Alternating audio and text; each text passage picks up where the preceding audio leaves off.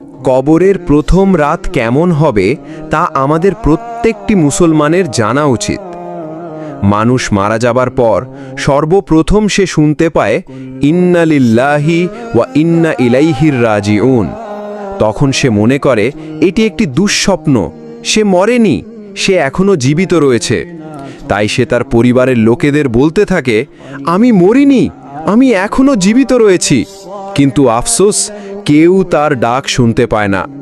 তারপর যখন তাকে কবর দেওয়া হয় এবং সবাই তাকে একা ফেলে চলে আসে, তখন মহান আল্লাহ তাআলা তার দেহে পুনরায় আত্মা ফিরিয়ে দেন। তখন সে ভাবে তার খারাপ স্বপ্ন শেষ হয়ে গেছে, এখন সে ঘুম থেকে জেগে উঠেছে। তাই সে আল্লাহর কাছে কৃতজ্ঞতা আদায় করে। তারপর সে তার শরীর স্পর্শ করতে থাকে এবং বলতে থাকে, আমি তো আমার বিছানায় শুয়েছিলাম, এটা কোন জায়গা? আমি এখন কোথায়? এখানে এত অন্ধকার কেন? এখানে এত ময়লা মাটির গন্ধ কেন?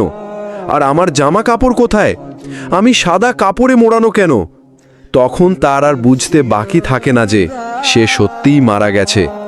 তারপরই শুরু হয় তার কবরের প্রথম রাত।